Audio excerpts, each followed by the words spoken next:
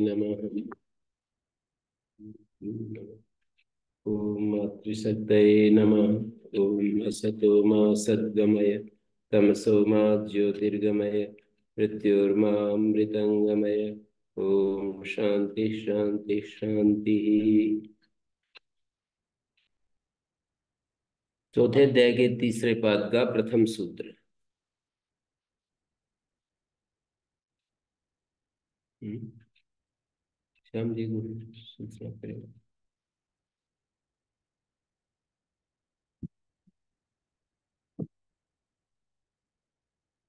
कोई प्रश्न है क्या आप लोगों का? कन्या गुरुकुल। ओम श्री गुरुभ्यो नमः।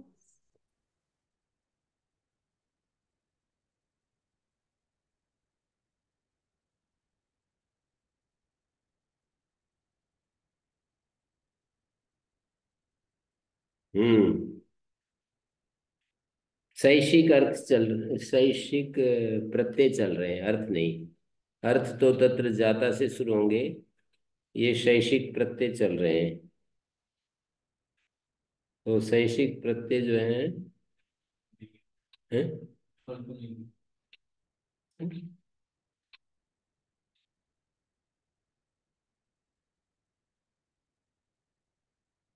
शैषिक प्रत्यय चल रहे हैं।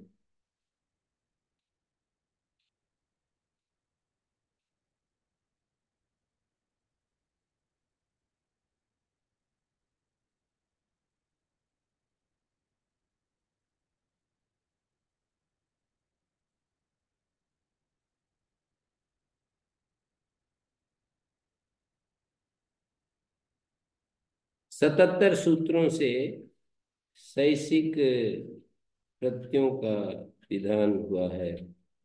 फिर उसके बाद अर्थ चलेंगे।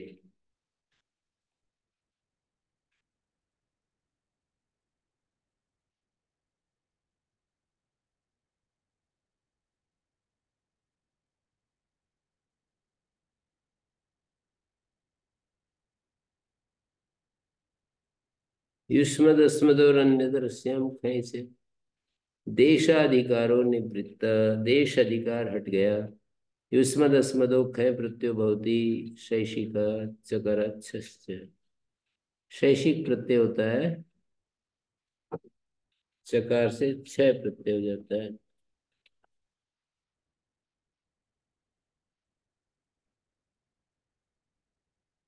क्लास चल रही है, श्याम जी हो तो भेज दो।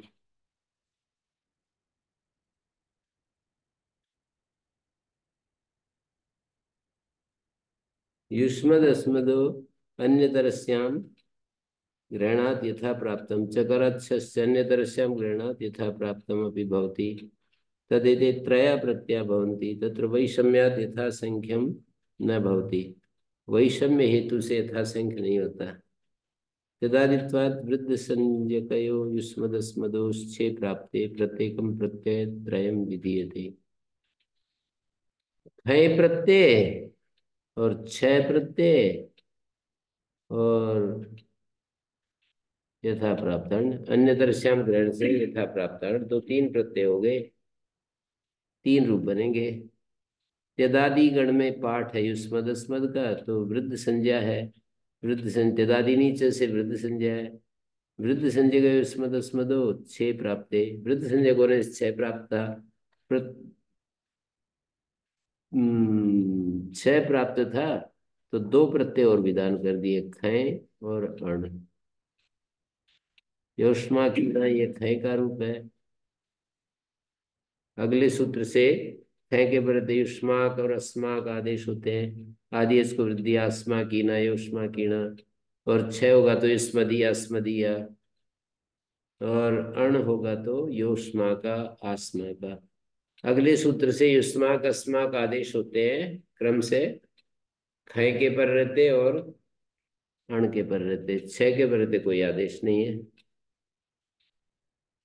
यहाँ से पाद बदलने का प्रयोजन क्या है? वो देश अधिकार में थे पहले वाले प्रत्यय। सारे हाँ, कहाँ से मिलती है देसी की? और देश है।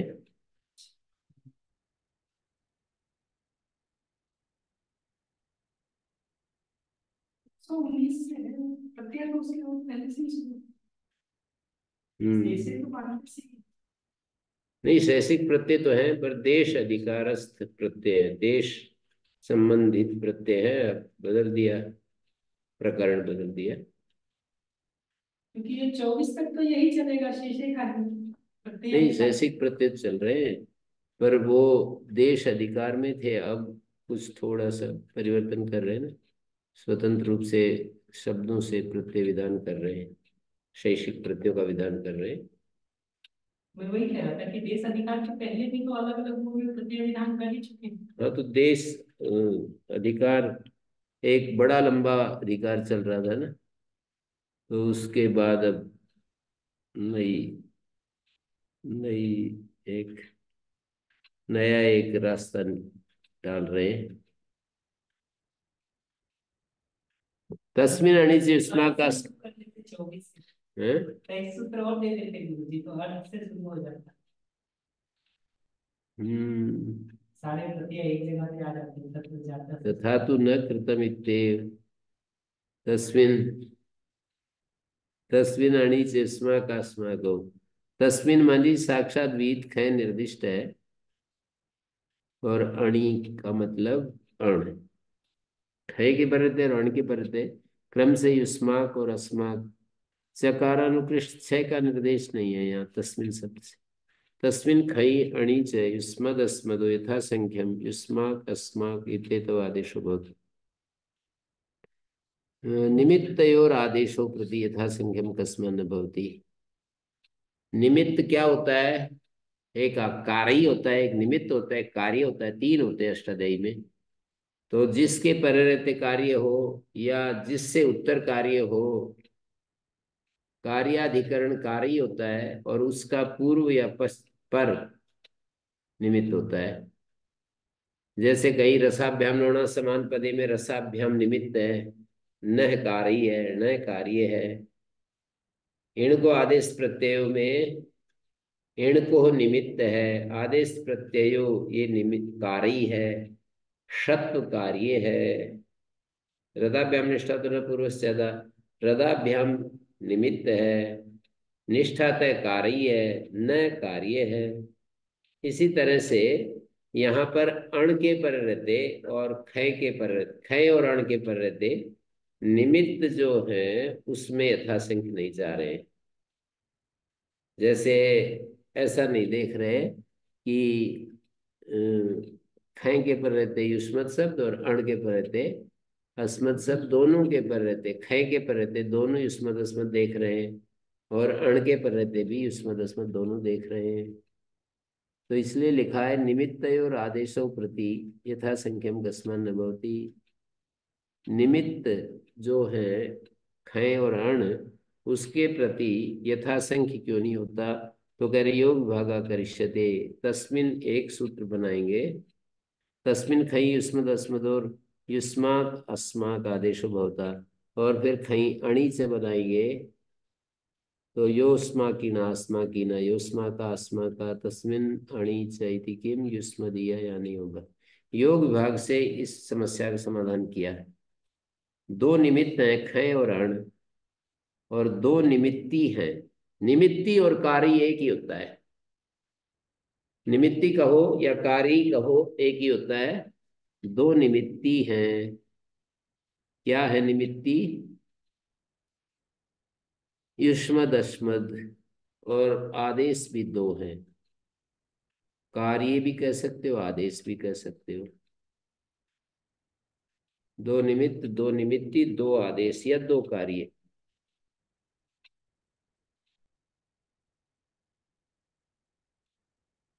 तवक मम का भी एक वचन है, एक वचन है यो युष्मद अस्मदो तवक मम गीते तो आदेशो भवता यथासंख्यम तस्मिन् खई अणि च परता। निमित्तयोस्तु यथासंख्यम पूर्वदेव न भवति। निमित्त का यथासंख्य नहीं होता है। निमित्तयोस्तु यथासंख्यम न भवति।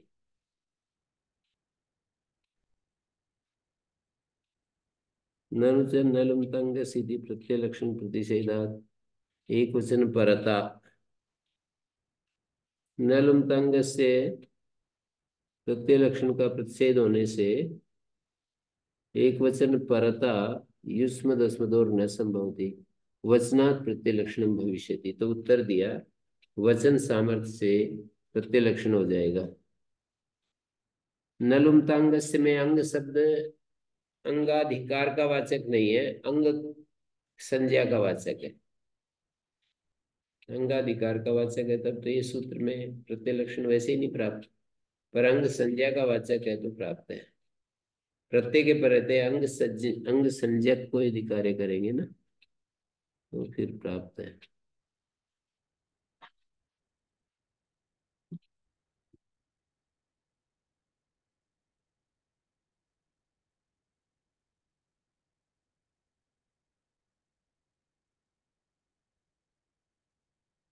तो यहाँ पर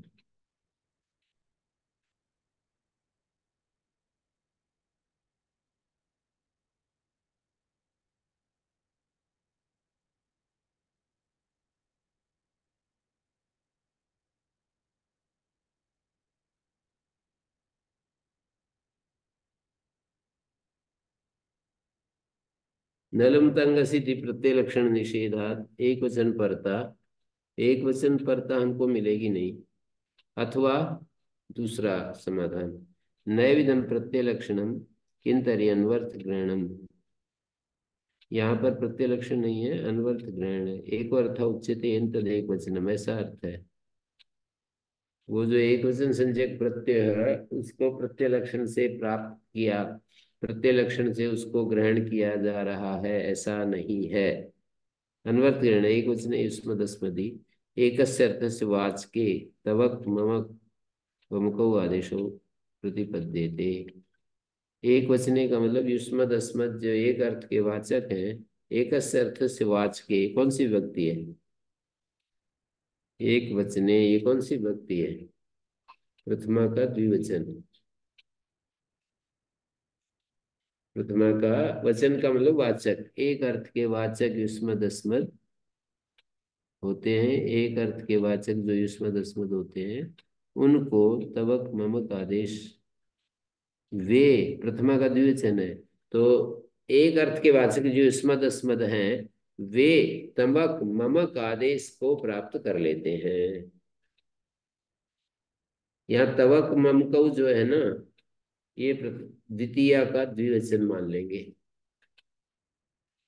एक वचन है प्रथमा का द्विवचन और तवक ममकौ ये द्वितीय द्विवचन मान लेंगे। इस अर्थ में एक अर्थ के वाचक युष्मद अस्मद तवक ममक आदेश को प्राप्त कर लेते हैं। ताव की न माम की न ताव का माम का तस्मिन अणि चैत्य त्वदीय मदीय, यानी उस खय और अण के परते ही ये व्यवस्था है, इसमें नहीं है, छह में नहीं है। छह में एक वचन में त्वदीय मदीय प्रत्युत्तर पदयोश से त्वय में आदेश हो जाते हैं। प्रत्युत्तर पदयोश से सातवें अध्याय के तीसरे पाद का है।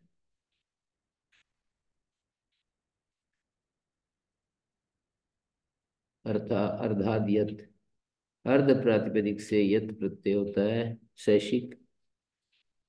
अणोपद अर्ध्यम अर्धे भवम अर्ध्यम सपूर्व पदार्थ है वक्तव्य विद्यमान पूर्व पदार्थ अर्ध शब्दांत यत प्रत्यय वक्तव्य अर्धाद यत सपूर्व पदार्थ ठय वक्तव्य।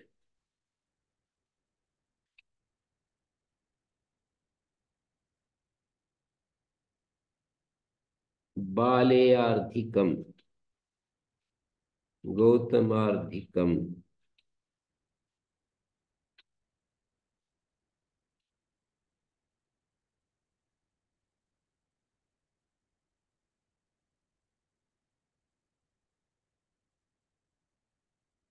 तो इस तरह से यहाँ पर सपूर्व पदार्थ ठय वक्तव्य, पूर्व सपूर्व पद माने विद्यमान पूर्व पद होने पर ठय कहना चाहिए।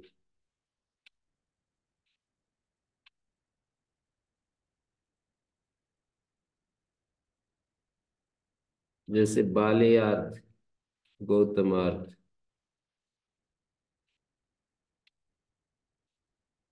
यथ, औपसंख्यानिक ठय की प्राप्ति में यथ कह रहे हैं।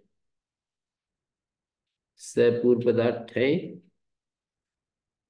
और अर्ध शब्दादियत प्रत्यय भवति शैषिका अर्ध्यम, और सपूर्व मानी विद्यमान पूर्व पद वाले से ठय। बालेयार्धिकम, गौतमार्धिकम, गौतमार्ध में होने वाला, गौतमार्धिकम। बलि के लिए जो होता है हितकारी, वो बाले होता है, उसका एक देश। बलि के लिए जो वस्तु है, बलि ये जो होती है ना, बलि देते हैं जैसे, वो वाली नहीं। पशु को मारकर जो चढ़ाते हैं वो वाली नहीं कह रहे। कोई भी बलि वैश्व देवी यज्ञ जो होता है ना, असहाय प्राणियों के लिए कुछ थोड़ा उनका हिस्सा, अपने हृदय को नरम करने के लिए ऐसी व्यवस्था कर रखी है।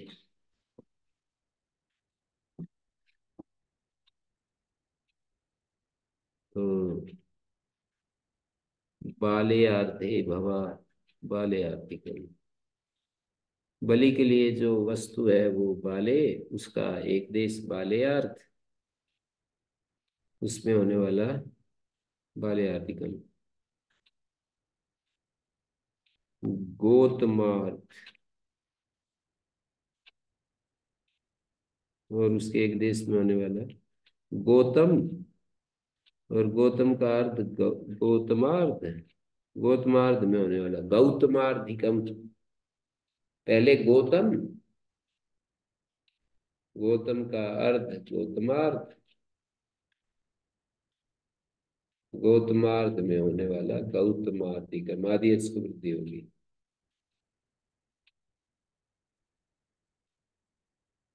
जो बहुत गो का लाक्षणिक अर्थ लेंगे तो गौतम का मतलब होता है जो बिल्कुल अज्ञानी है ना, उसको गौतम। और उसका अर्ध भाग, एक देश, उसमें होने वाला गौतमार्धिकम। और एक गौतम ऋषि भी हुए हैं न्याय शास्त्र के प्रणेता। तो गौतम का जो अर्ध है,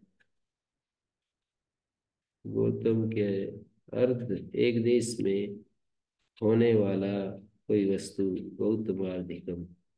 परावर अधमोत्तम पूर्वाच्य, पर अवर अधमुत्तम चार शब्द हैं।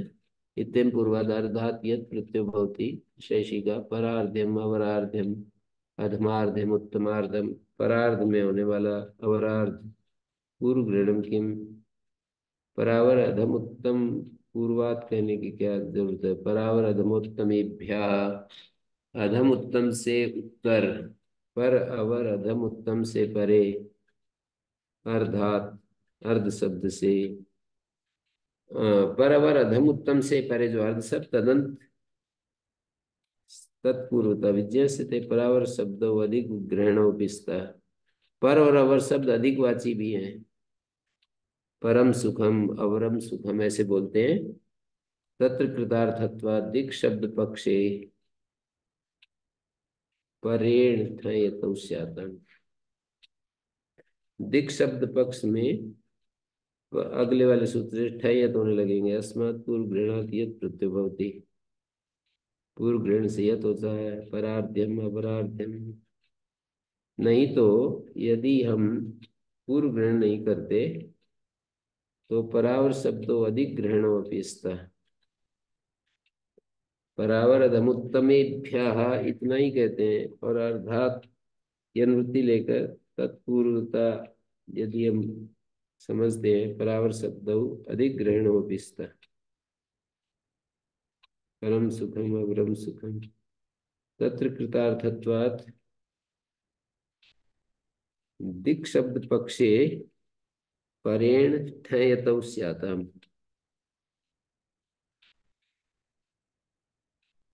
अस्मात् पूर्वग्रहणात् यत् प्रत्ययो भवति परार्ध्यम अवरार्ध्यम।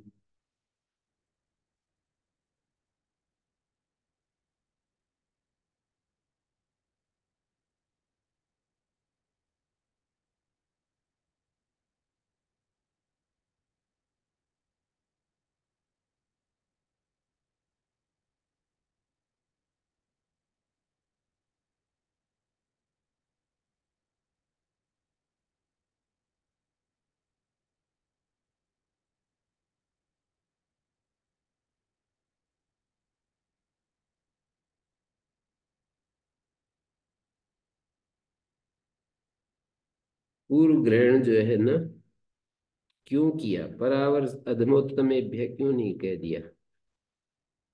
अर्धात आ रहा है, पूर्वता तत्पूर्वता बन जाएगी परावर। शब्द अधिक ग्रहण पिस्ता, परावर शब्द अधिक वाची भी है। परम सुखम अवरम सुखम तत्र कृतार्थत्वात् दिक् शब्द पक्षे परेण ठञ्। तो वहां कृतार्थ होने से दिक् शब्द पक्ष में परेण ठञ्।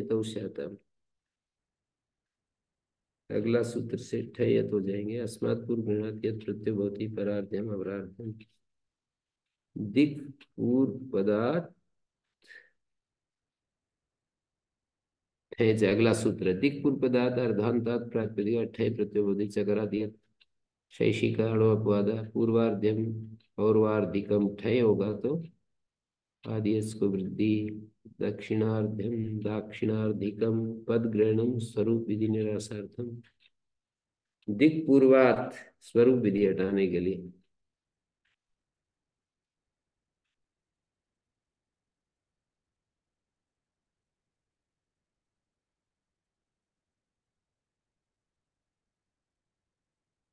ग्राम जन ग्राम जनपद एक देशात ऐठयम। दिक् पूर्व पदार्थ की अनुवृत्ति है। ग्राम एक देशवाचिन, जनपद एक देशवाचिन से प्रातिपदिका दिक् पूर्व पदार्थ अर्धांतात ऐ ठयौ प्रत्यय होता है। ऐ और ठय प्रत्यय होता है। शैषिको यतो अपवादो। इमे खलु अस्माकं ग्रामस्य जनपदस्य वा पौर्वार्धा पौर्वार्धिका दाक्षिणार्धा दाक्षिणार्धिका। ये हमारे ग्राम या जनपद के पौर्वार्ध हैं। ग्राम एक देश, जनपद एक देश। ये हमारे गांव के या जनपद के पौर्वार्ध हैं। पौर्वार्धिका दक्षिणार्धा दाक्षिणार्धा दाक्षिणार्धिका। मध्यान्ह में मध्य शब्द से म प्रत्यय होता है। शैषिक मध्य भव मध्यमा आदेश चेति वक्तव्यम। आदौ भव आदिम अव अवो अधसोर लोपस्य। अवस और अधस शब्द का लोप हो जाता है। अवमम अधमम। अवमम पापी, अधम घृणित घनिष्ठ अंतिम। अवमम का अर्थ अंतिम भी है।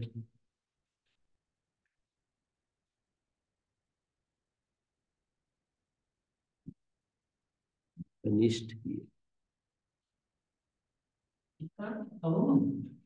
अवमम शब्द है ना, अधम का तो अधम प्रसिद्ध है ही।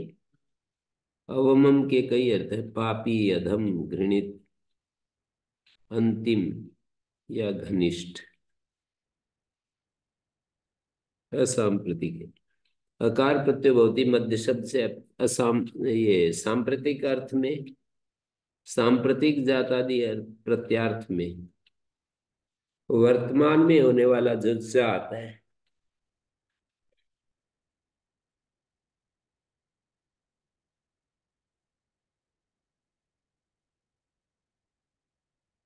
अकार प्रत्यय होता है मध्य शब्द से सांप्रतिके जातादो प्रत्यार्थे।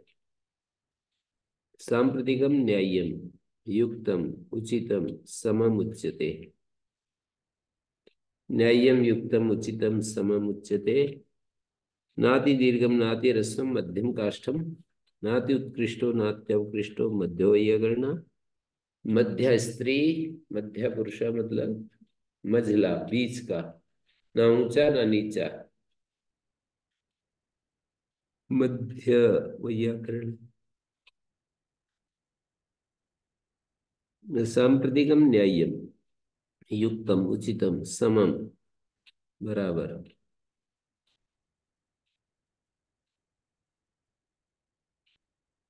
द्वीपादनुसमुद्रम, ये समुद्र समीपे यो द्वीप।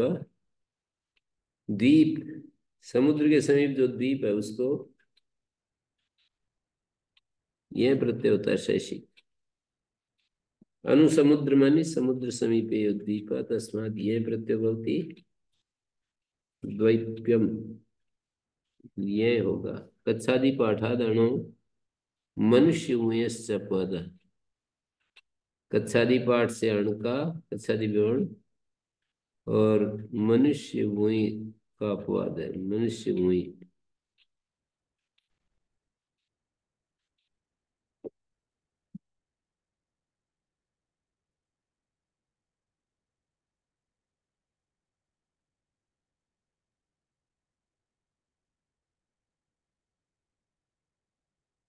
द्वैप्यम भवन्तो अनुचरन्ति चक्रम। क्या है इसमें?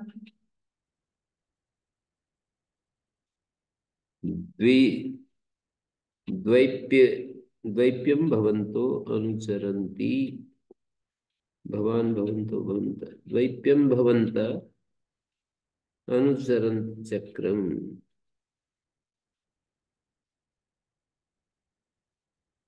कहीं का कहीं का प्रयोग दे दिया। द्वीप अनुसमुद्र, समुद्र के समीप में जो द्वीप है उसको द्वैप्य कहते हैं।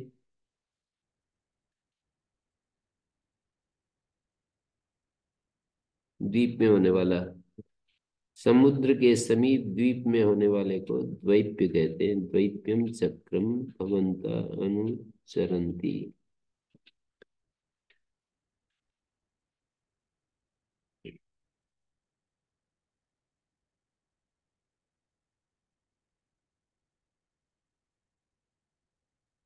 अनु अनुर्यत समय से अनुसमुद्रम बन गया, और ये सप्तमी का अर्थ में है अनुसमुद्रम। सप्तमी का एक वचन, तद द्वीपस्य विशेषण।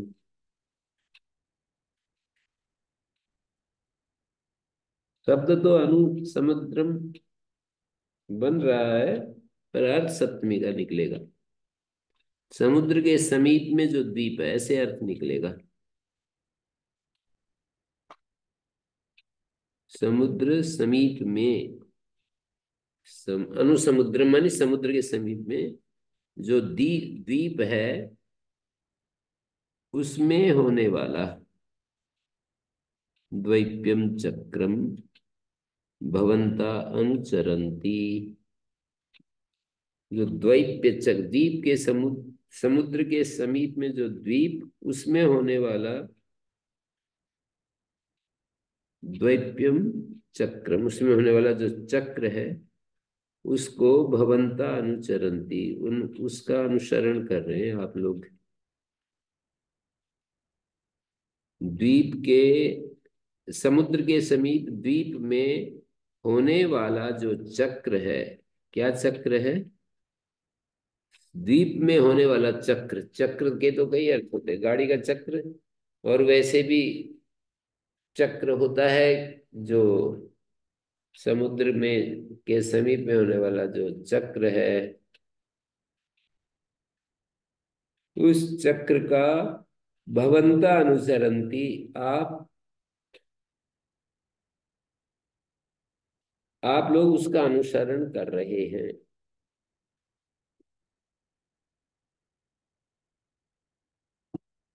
अनुसमुद्रमिति किम द्वैपकम, द्वैपम अन्यत्।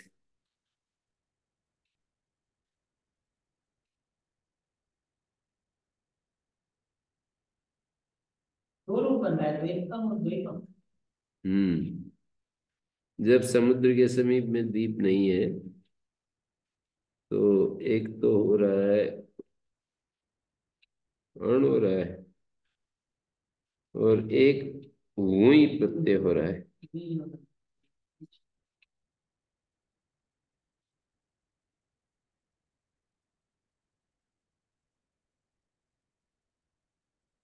तो शादी बेस से प्राप्त जो अण है, और मनुष्य तत्स्थ और वुई से प्राप्त वुई।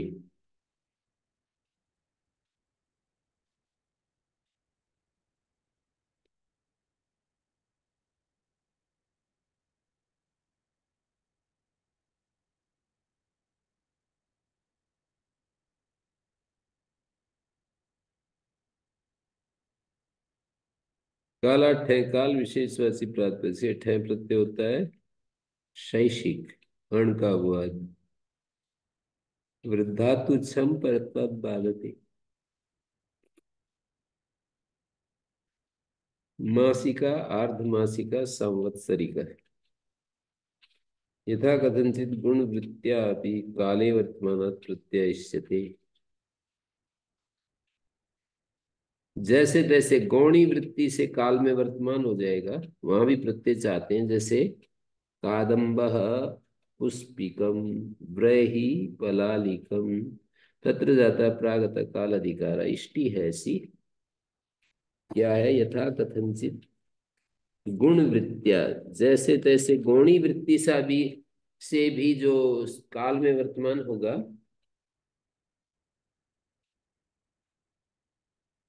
यथा कथंचित गुण वृत्तिया।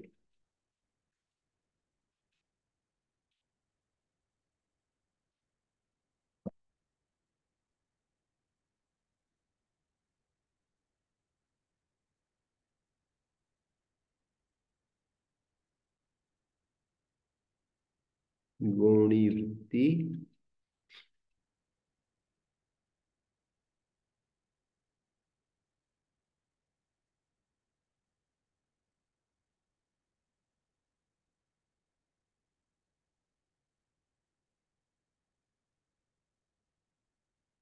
यथा कथंचित।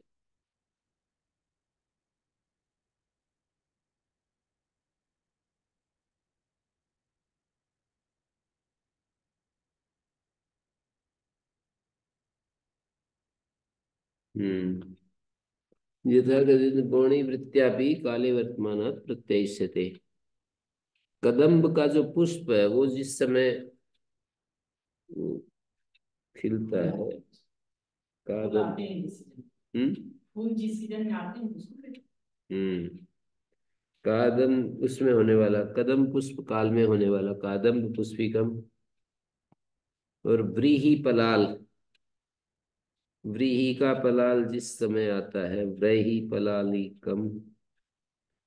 व्रीहि का जो पुलाल पराल होता है ना, पराल।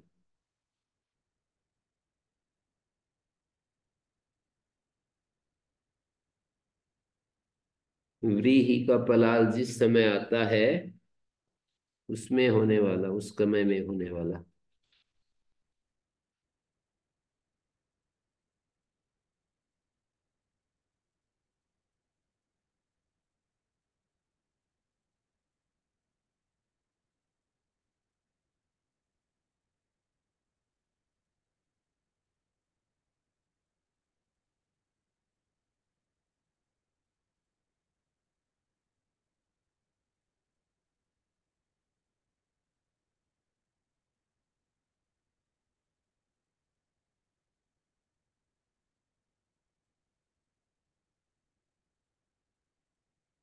श्राद्धे शरद, शरद शब्दात् ठय प्रत्ययो भवति। श्राद्धे विधेय शैषिका। ऋतु अण का अपवाद है। श्राद्धे इति च कर्म क्रियते न श्रद्धावान पुरुषा। श्रद्धा अनभिधानात्, श्रद्धावान पुरुष नहीं। शारदिकम श्राद्धम, शरद ऋतु में होने वाला श्राद्ध विधेय। शारदिकम श्राद्धम कर्म, शारदम अन्यत्। शरद ऋतु में कुछ और चीज होगी तो शारदम विभाषा रोगात् पयो। शरद इत्येव रोगे आतपे च विधेये शरत् शब्दात् ठय प्रत्ययो भवति। शरद शब्द से ठय प्रत्यय होता है शैशिक ऋतु का अपवाद। रोग और आतप अभिधेय हो तो शरद शब्द से ठय प्रत्यय होता है शारदिको रोगा शारदिक आतप है। शारदो रोगा शारदय आतप है।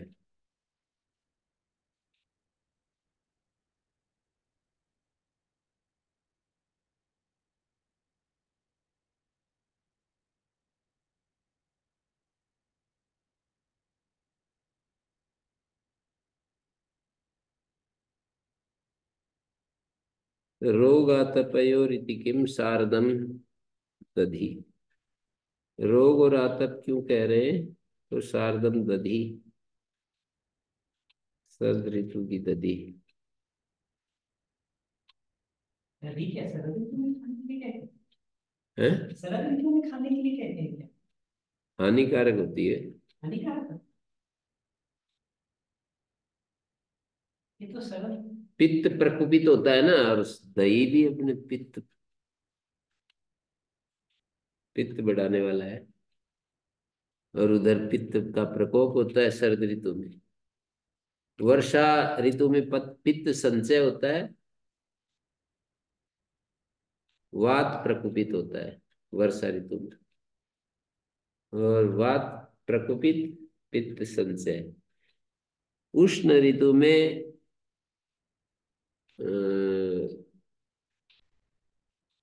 वात संचय। वात संचय होता है। कफ प्रकृति होना अंदाज करना। हैं? कफ प्रकृति होना। वसंत ऋतु में कब प्रकोपित होता है। मौसम तो 6 है, बात कफ की नहीं है। जैसे वह संचय होता है अभी जो है संचित हो रहा है। कब संचित हो रहा है। और जैसे ही वसंत शुरू होगा मैंने देखा बच्चों को वहां पर ना पतंजलि में मैं जाता था तब तो सब खी खांसी ये सब होता रहता था। तो फरवरी मार्च में 15 फरवरी के बाद और मार्च तक जो है बसंत ऋतु चलती है ना। तो 15 अप्रैल तक 15 फरवरी से 15 अप्रैल तक 2 महीने वसंत ऋतु की। तो कब प्रकृति प्रकुपित होता है और अभी संचय हो रहा है। अभी अपना उपद्रव नहीं कर रहा है कब। कभी कभी ज्यादा ही हो जाए तो अभी कर देता है।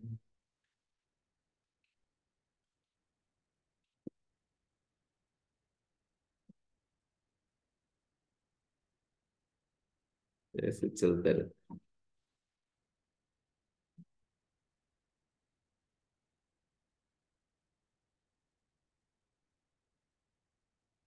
वात पित्त कफ को आधार बना करके चिकित्सा करते वैद्य लोग आयुर्वेद वाले।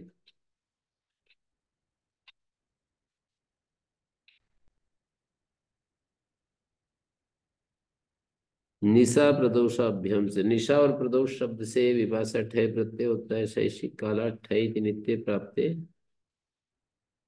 ठई विकल्प उच्यते नैशम नैशिकम प्रादोषम प्रादोषिकम स्वसस्तुट् च विभाषा इत्येव स्वशब्दात् विभाषा ठय प्रत्ययो भवति तस्य च तुडागमो भवति। स्वशब्द से तुट त्यप प्रत्ययोपि अतः वीताय समूह्य स्वशोन्यतरस्याम यदाभ्याम मुक्ते ट्युटुलोपि भवता। तो 3 शब्द हो गए स्वस्त्य सौवस्तिका में ठय स्वस्तन में ट्युटुल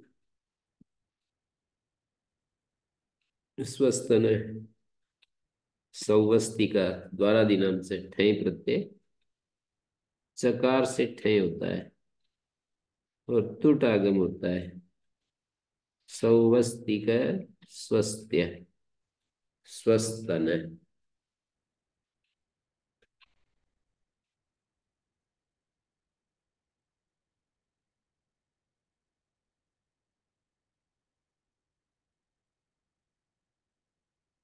संधि वेलादि नक्षत्रेभ्यो संधि वेलादि ऋतु नक्षत्रवाचियों से अण प्रत्यय होता है।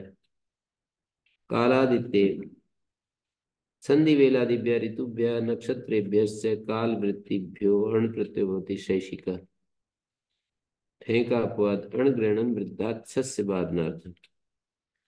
अण ग्रहण जो है वृद्धाक्षय को बांधने के लिए संधि वेलादिभ्यस्तावत सांधि वेलम सांध्यम, संधि वेला में होने वाला, संध्या में होने वाला सांध्य। ऋतुभ्य संधि वेलादि गण है। ऋतुभ्य ग्रीष्मम शैशिरम, नक्षत्रेभ्य तैसम पोषम।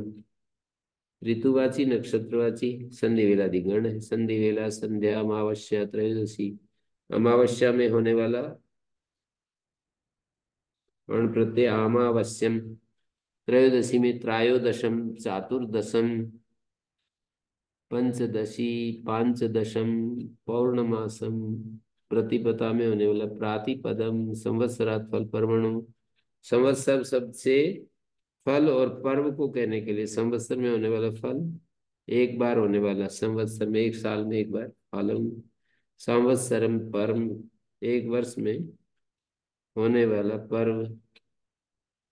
प्रावृषण्य प्रावृष शब्द से एण्य प्रत्यय क्या है सात्विक? है। सात्विक का क्या है? पौर्णमासी। पूर्णोमा पूर्ण चंद्रमा पीछे आए थे, इन्होंने ही बताया था। वो मास मानी चंद्र, माँ मानी चंद्रमा, पूर्ण चंद्रमा जा होता है जिसमें होता है। माँ इति चंद्र उच्यते ऐसे कहा था। सकार कहाँ से आया? मास शब्द है ना सकारांत। वहाँ माँ लिखा। हाँ तो माँ का सकार का विसर्ग नहीं।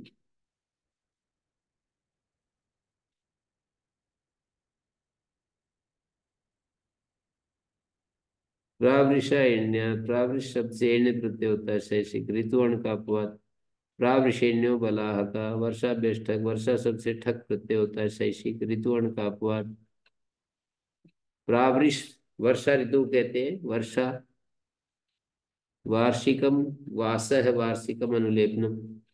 वर्षा काल का वास जो है वार्षिकम वास है, और वर्षा काल का अनुलेपन विशिष्ट अनुलेपन। काला साधु पुष्पत पश्चिमानेषु साध साध्वर्थे ठक। मतलब ये तो शैक्षिक प्रत्यय है ना, आगे अर्थ आ रहे हैं। तो कालात साधु पुष्पत पश्चिमानेषु इस अर्थ में ठक प्रत्यय हो जाएगा। साधु अर्थ में कालात कालवाची से साधु, पुष्प्यत पच्यमान, इन अर्थों में ठक प्रत्यय हो गया। ठक यहाँ है, अर्थ आगे है। छंद सी ठय अर्थ। वर्षा शब्द से छंद विषय में ठय प्रत्यय होता है शैशिक। ठकोपवाद है। छंद सी ठय वर्षा में ठक पाता था स्वरे भेदा न। ये वर्षा काल की ऋतु है। नभ और नभस्य 2 महीने।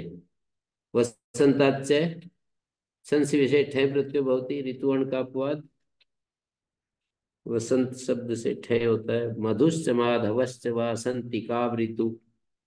मधु और माधव वैदिक नाम है इन महीनों के।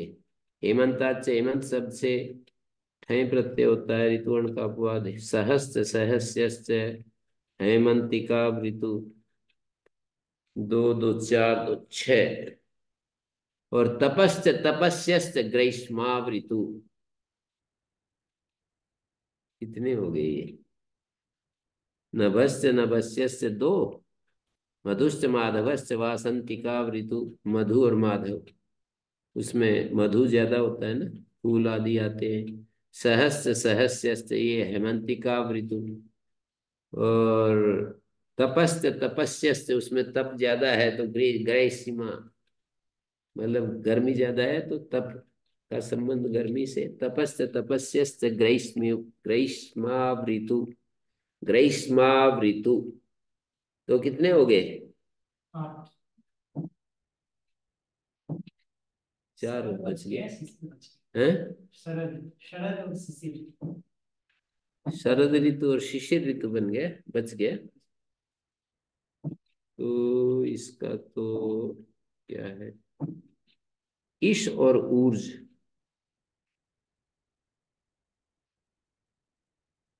इस और ऊर्ज जो है दो महीनों के नाम है, कौन से महीने बनेंगे? इट च ऊर्ज,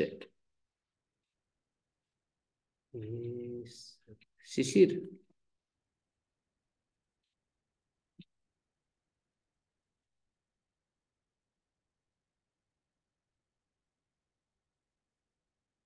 क्या होता है मैंने? इट और ऊर्ज,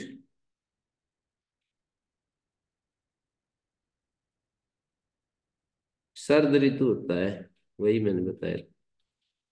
ईशो मासा ऊर्जो मास शरद ऋतु होती है। हाँ, शुचि और शुक्र ये ग्रीष्म ऋतु बताया। तप और तपस्य दीपक ये अभी कहाँ है? है। तप और तपस्य शिशिर ऋतु है जी, अब जो चल रही है तप और तपस्य। 128 सूत्र है, 4 4 128, उस पर ये सारे नाम दिए। 4 4 128 में वार्तिक है। लुग अकार इकार रेफास्य वक्तव्य। लुग जैसे तपस्य तपस्यश्च, शिशिर ऋतु, नभस्य नभस्यश्च ये वर्षा ऋतु, सहस्य सहस्यश्च हेमंत ऋतु,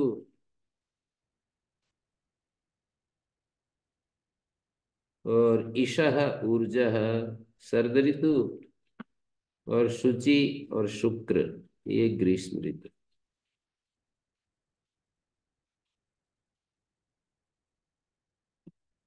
शुचि और शुक्र जो है ग्रीष्म ऋतु है। ईश और ऊर्ज शरद ऋतु।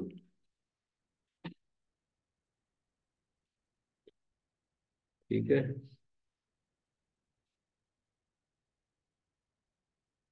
मेरे को तो ये पता था कि वहां पर इसका वर्णन है।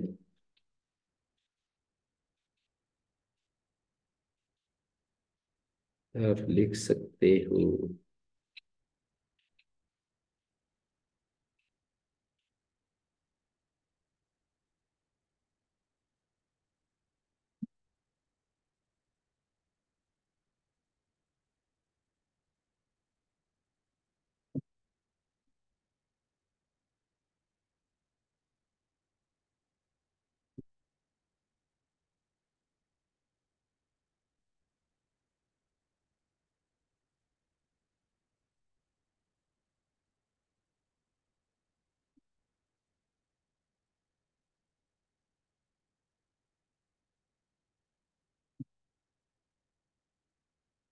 तो सर्वत्र से तलोपस्य योग भाग उत्तर के लिए है।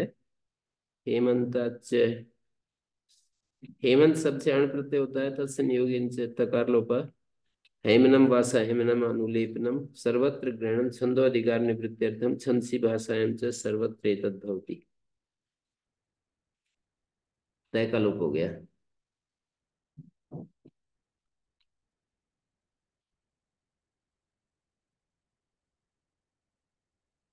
न जो छंदसी थी नानुवर्तिष्यते, सैव अनुवृत्ति शब्देन आख्याते, कहते ठीक है, नहीं लाते वही तो सर्वत्र शब्द से बता दी। प्रत्याधिकेन प्रयत्नाधिकेन पूर्व सूत्रे भी संबंधार्थम, और प्रयत्न अधिक कर दिया यहाँ पर तो पूर्व सूत्र में भी छंदसी का संबंध है। हेमंतिकम इति भाषायाम ठेम स्मरन्ति, प्रयत्नाधिकेन पूर्व सूत्रे भी संबंधार्थम छंदसी इति नानुवर्तते। तो हेमंताच्य में तो छंदसी का संबंध है, प्रयत्न अधिक किया है, यहाँ पर सर्वत्र का इसका पूर्व सूत्र में आ रही है। हेमंतिकम इति भाषायाम पीठेम स्मरंत, ये हेमंतिकम। अच्छा, यूं कहा, ये गलत समझ गया मैं। यूं कह रहे हैं कि सैव अनुवृत्ति शब्देन आख्यायते प्रयत्नाधिकेन, अर्थात यहाँ पर सर्वत्र जो पढ़ा है पूर्व सूत्र में भी संबंधित सर्वत्र को अपकर्षण करके कर लेंगे। सर्वत्र पढ़ करके अपकर्षण करेंगे तो हेमंतिकम जो प्रयोग है भाषा में भी ठह चाहते हैं। अपकर्षण है ना, जैसे वहां किया था प्राचाम स्पस्तद्धित, यश्च सर्वत्र, क्या था सर्वत्र, सर्वत्र का अपकर्षण किया था वहां भी है। प्राचम स्पष्टव्य सर्वत्र अग्नि, सर्वत्र लोहितादि कथन्तेभ्यः। रोहित आदि कदंतेभ्य सूत्र सर्वत्र की अनुवृत्ति ऊपर ले ली। जैसे तास्यनुदाते गिद्ध उपदेशा लयसार धातु मनदातम, नहीं नहीं नहीं, वो है ना तास, नहीं नहीं, सातवें अध्याय के दूसरे पाद में अचस्तास्वत थलिंटो नित्यम सूत्र है, और आगे उपदेशत्वता है, उपदेश पद को ऊपर अपकर्षण करते हैं, तो ऐसे कह रहे हैं। अथ अणच इति चकार किमर्थ, यथा प्राप्तम अण यथा प्राप्तम च ऋतु अण, कह पुनरअनय और अण और विशेषा, कहते ये दो अण है, इनमें अंतर क्या पड़ेगा, दो अण है ना, इनमें क्या फर्क पड़ेगा। ऋतु अणी ही तकार लोपो नास्ति, ऋतु अण में तकार लोप नहीं है। हेमंती पंक्ति रीति, ऋतु अण में तकार लोप नहीं है। जो ऋतु अण होता है उसमें तकार लोप नहीं है। हेमंती पंक्ति रीति,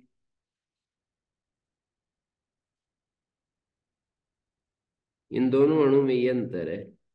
ऋतु अण होगा तो तकार लोप नहीं होगा, और ये अण होगा तो तकार लोप हो जाएगा। हेमंती पंक्ति तदेव त्रीणि रूपाणी भवन्ति, हेमंतिकम हेमंतम और हेमनम। अण चकार से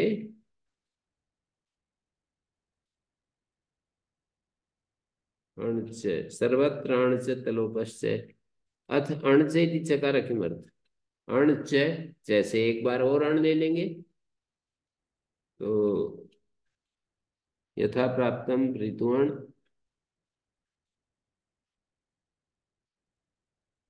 चकार किमर्थ अण, तो यथा प्राप्तम ऋतुअण, यथा प्राप्त ऋतुअण हो जाएगा। अण होता है और यथा प्राप्त ऋतुअण हो जाता है, दोनों में अंतर क्या है, तो ऋतुअण में तकार लोप नहीं है, इस अण में तो है। सायं चरम प्राणे प्रगेभ्यष्टुटुलो तुट्से, सायं चिरम प्राणे प्रगे और अव्येभ्य, टुटुलो प्रत्यो होता, तयोश्च आदिष्टयो तुडागमो भवति। आदिष्टयो का मतलब जब ट्यूटुल को अन आदेश हो जाएगा, यू को अन हो जाएगा, यू और ना को, तो उसको तुट आगम आदि आद्यंत उठेगी तो तुट आगम हो जाएगा। सायंतनम चिरंतनम प्राणेतनम प्रगेतनम और अव्येभ्य दोषातनम दिवातनम सायमिति मकारांतम पदम अव्ययम, ततो अव्यत्वादेव सिद्धा प्रत्यय, अव्यय से ही प्रत्यय सिद्ध हो जाता। यस्तु शतेरंत कर्मणो घई साय शब्द तस्सेदम मकारांत तत्व प्रत्यय संयोगे निपात्यते। जो साय शब्द है ना, अंत कर्मणीय अर्थ में घय प्रत्यय करके साय शब्द बनता है, उसका मकारांत निपातन कर रहे हैं प्रत्यय संयोग से, इतनी बात समझने की है। मतलब एक सायम मकारांत अव्यय होता है और एक साय शब्द को मकारांत निपातन कर दिया है। दिवसावसानम साय, साय का मतलब दिवस का अवसान, वो आता रहता है ना 8वें अध्याय में, मधुलिट साय, साय साय शब्द आता रहता है दिवस के अवसान में। में साय कहेंगे तो में अर्थ हो जाएगा।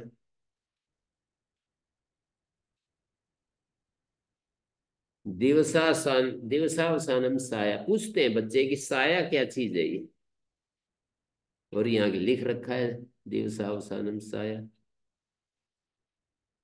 चिर शब्द से आप ही मकारांतत्व निपात्यते, चिर शब्द को भी मकारांत चाहते हैं निपातन, प्राणेतनम प्रगेतनम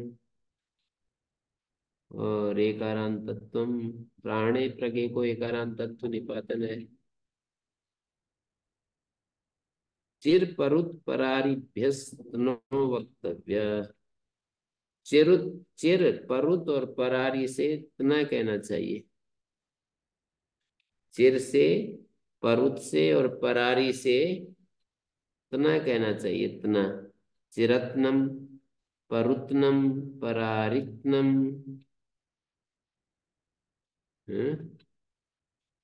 चिरत्नम, परुत्नम, परारित्नम।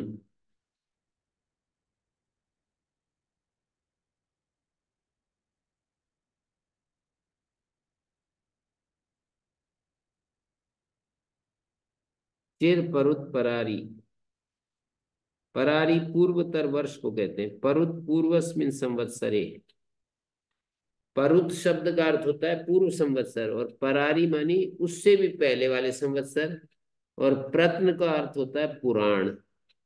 चिर, परुत, परारिभ्य वक्तव्य, और प्रगस्य छंदसी गैलोपा। प्रग शब्द का छंद में गैलोप, तो प्रत्नम बन गया। तनय प्रत्यय होगा ना, तनय। तनय प्रत्यय गै, गै का लोप करेंगे, प्रत्नम बनेगा। प्रत्नम मानी पुराण। अग्र पश्चात डिमच, अग्र और पश्चात शब्द से डिमच, पश्चात के टी भाग का लोप, डिमच का इम बनेगा, टी भाग का लोप।